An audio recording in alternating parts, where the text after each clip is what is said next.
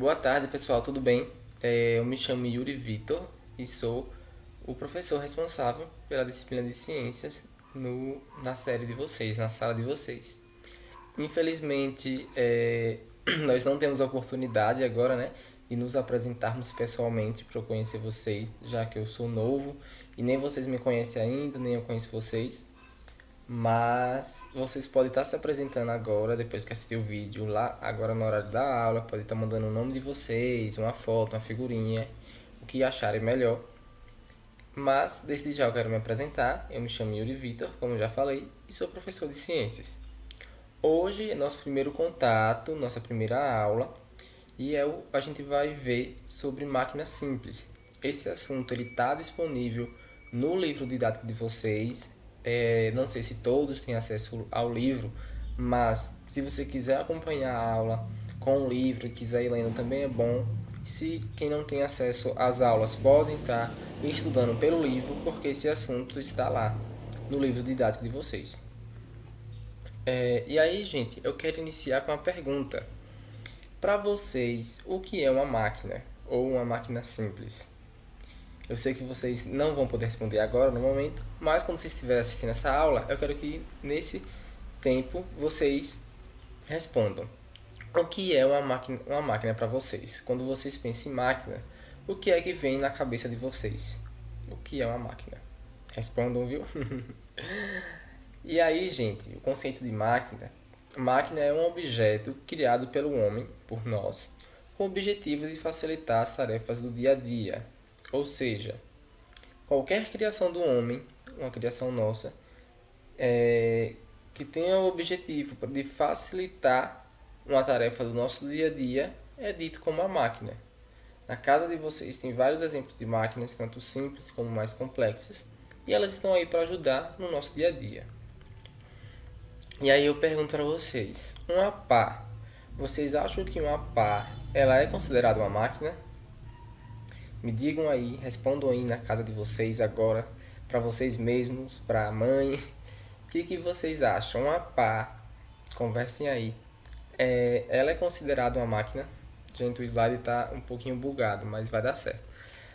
Uma pá é considerada uma máquina?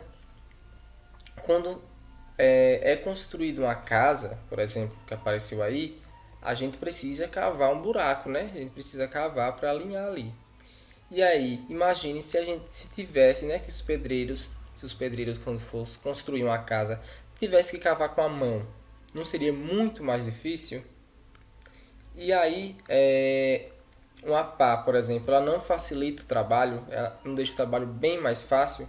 Então, a pá, ela surge aí como uma máquina que foi criada pelo homem e que facilita o seu trabalho no seu dia a dia. Então, é bem mais fácil você cavar com a pá, como está aparecendo aí, do que cavar com a mão. E é ainda mais fácil você cavar com a retroescavadeira do que cavar com a pá. Então, existem vários tipos de máquinas e elas estão aí para auxiliar no nosso dia a dia. A pá é um tipo de máquina simples, a retroescavadeira faz a mesma função, só que ainda mais rápido e facilita ainda mais o nosso dia a dia, como vocês estão vendo aí, mas também é um exemplo de uma máquina mais complexa, mas é um tipo de máquina. E aí, quais são as máquinas simples que você pode encontrar na sua casa? Quando você olha a sua cozinha, a sua sala, vocês podem enxergar vários tipos de máquinas. E aí eu queria que vocês pensassem aí, quando você olha para a casa de vocês, o que vocês podem encontrar como máquina? E aí vocês respondam, viu? Não deixa eu falando sozinho, estou falando sozinho agora, mas estão vendo a aula e vocês respondam aí para vocês. Então, o que vocês veem como máquina aí na casa de vocês? E aí, gente, máquinas são equipamentos simples e de fácil utilização e por isso estão presentes no nosso cotidiano. Por exemplo, o martelo, que tem em muitas casas, é um tipo de máquina. A tesoura é um tipo de máquina, assim como o alicate. Então vocês podem ver que máquina ela está presente no nosso dia a dia, no nosso cotidiano e está na nossa casa e está em todo lugar. Não é muito difícil a gente encontrar um tipo de máquina simples ou complexa. É só olhar ao nosso redor. Na nossa casa, como estou mostrando aí, que tem martelo, que tem tesoura, tem vários inúmeros tipos de máquinas que a gente pode encontrar, certo? E aí, agora, gente, eu quero trazer um exemplo para vocês das alavancas. As alavancas, ela é um tipo de máquina. E ela, o que ela tem em comum? ela tem um ponto de apoio, que é o que apoia essa alavanca, né? Que no caso aí do desenho do pica-pau, não, do Papaléguas, é a pedra que está apoiando a máquina, então, ou que está apoiando a tábua. Então, essa pedra é o ponto de apoio dessa máquina, que essa máquina é que a alavanca. Então, temos aí a pedra como ponto de apoio, com a tábua, e aí nós temos uma força potente e uma força resistente. A força potente, que está representada aqui pelo cofre na nossa esquerda, ela é uma força exercida por nós, pelo homem, por exemplo. Então, é a força que eu vou inserir nessa máquina. Então, o cofre, no exemplo aí, é a força potente, porque é a força que nós estamos exercendo sobre essa alavanca, sobre essa máquina. Eu estou colocando um cofre lá, então eu estou exercendo essa força sobre essa alavanca. Então, é uma força potente. Quando vem de potente, quer dizer que é a força que nós colocamos sobre essa máquina. Já a força resistente, que no caso aí é o bichinho que está na direita, é o resultado da força potente, é o que vai se mover com a força potente. Então, é a resistência, por exemplo, que ela tem, né, da nossa potência. Então, eu estou colocando o cofre lá, estou exercendo minha força nessa máquina. Então, eu estou colocando a força potente.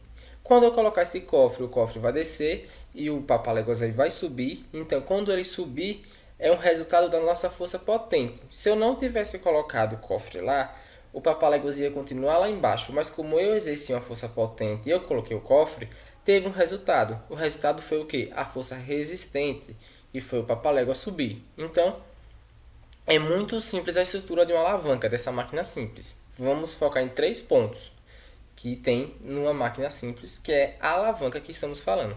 O ponto de apoio, a força potente e a força resistente. Pronto. Você só precisa entender esses 3 conceitos, que toda máquina simples, que alavanca, por exemplo, tem um ponto de apoio, que é aí a pedra com a tábua, tem uma força potente, que é a força que nós exercemos sobre essa máquina, que aí está representado pelo cofre, e a força resistente, que é o resultado da força potente. O que acontece depois que eu exerço a força potente?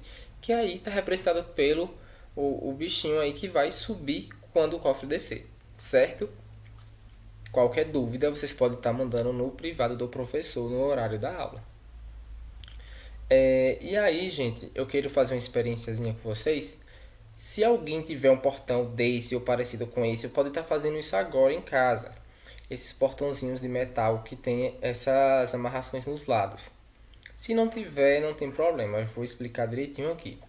Mas esse tipo de portão, ele é um tipo de alavanca. Por quê? Porque ele tem os requisitos, né? Ele tem uma força potente, uma força resistente e o ponto de apoio. E aí você olhando aí para esse portão, onde vocês imaginam o ponto de apoio? O que é que está apoiando aí? O ponto de apoio desse... O ponto de apoio desse portão são essas partezinhas aí que tá setinha de ferro. Então ela que dá apoio a essa alavanca, certo? E aí, eu quero que vocês pensem, o que seria melhor? Eu puxar mais perto do ponto de apoio ou mais distante? Se você tiver um portão aí na sua casa, ou até uma porta, se você tenta puxar perto do ponto de apoio, as portas de madeira de casa também tem uns pontos de apoio que são os ferrinhos assim. Se você tentar abrir a porta do quarto de vocês, de onde for, e pegar bem perto do ponto de apoio, tem um lado da maçaneta, né? O outro lá perto da parede. Se você tentar puxar a porta, vai ser bem mais difícil abrir essa porta, certo? Vocês podem estar testando aí na casa de vocês e dizendo depois. Então vocês façam esse teste de tentar abrir a porta pegando lá no cantinho esquerdo, onde fica perto do ponto de apoio, onde tem aquele ferrinho, que parecido com esse ferrinho aqui tem aí. Se você tentar puxar a porta, vocês vão ver que é bem mais pesado, né? Bem mais difícil abrir uma porta quando você puxa muito próximo do ponto de apoio, como está aí a imagenzinha, tá vendo? Então, a distância entre o ponto de apoio vai resultar na força resistente. Então, Se eu exerço a força potente, que é a força que eu exerço sobre a máquina, muito próximo do ponto de apoio, a força resistente vai ser menor. Então eu vou precisar de uma força maior, de mais tempo e mais força para puxar. Lembra que o resultado, a força resistente é o resultado da minha força potente quando eu coloco o cofre lá na alavanca, o papaléguas sobe. Se eu colocasse o cofre mais perto ali da pedra, o papaléguas não ia subir bem menos, a força não ia ser bem menos que o papaléguas ia subir. Então, quanto mais longe eu boto aquele cofre, mais o papaléguas vai subir, maior vai ser a força. Então, é o mesmo sobre esse tipo de alavanca, sobre esse tipo de porta. Quanto mais próximo eu coloco a minha força, quanto mais próximo eu puxo do meu ponto de apoio, mais difícil é abrir a porta. E quanto mais distante, como vocês podem ver ali embaixo, quanto mais distante, se eu pegar lá na ponta da porta, na maçaneta, melhor vai ser o meu resultado. Então, quanto mais longe eu exerço minha força potente do meu ponto de apoio, maior vai ser a minha força resistente. Então, a gente tem que entender esse conceito. Existe o ponto de apoio, o ponto potente, que é o que eu exerço naquela máquina, e o resultado, que é a força resistente. Então, quanto mais próximo do ponto de apoio eu exerço essa força, menor vai ser a minha força resistente. Quanto mais longe, melhor e maior vai ser minha força resistente. Por isso que a gente puxa, né, quando vai abrir a porta, mais longe daquelas amarrazinhas, mais longe do ponto de apoio, certo?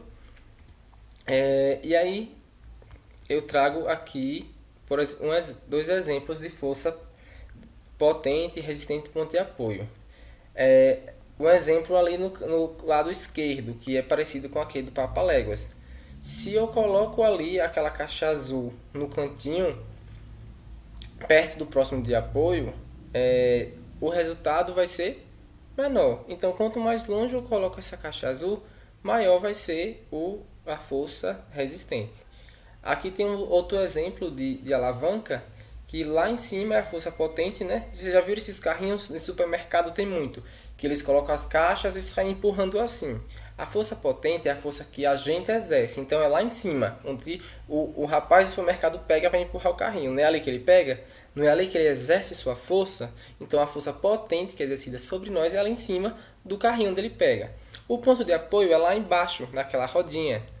E a força resistente é essa parte aí que vocês estão vendo do lado embaixo, assim, do lado da roda, que é o que suporta o peso. Supomos que em vez de ele pegar lá em cima nesse carrinho, ele pegasse lá embaixo, ele ficasse curvado assim, pegasse perto da rodinha no chão. Não ia ser bem mais difícil dele empurrar esse carrinho, porque ele estava muito próximo do ponto de apoio, né? Se ele pegasse lá embaixo, ia ser bem mais difícil e mais complicado ele empurrar esse carrinho. Então, quanto mais distante do ponto de apoio, quanto mais distante, melhor, e a força resistente vai ser melhor exercida. Então, se ele pegar lá em cima, distante do ponto de apoio, ele consegue empurrar o carrinho com tranquilidade. Então, nós temos essas três coisinhas numa máquina simples, numa alavanca, por exemplo, e a gente entende que quanto mais distante você exerce sua força que você exerce, que é a força potente, do ponto de apoio, quanto mais distante, a força resistente melhor vai ser executada, certo?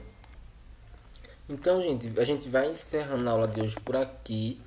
Eu vou deixar uma atividade sobre essa aula lá no grupo, certo? Então, vocês respondam e enviam no meu privado. E aguardo vocês na próxima aula, certo? Foi um prazer estar com vocês. E até a próxima, viu? Tchau, tchau.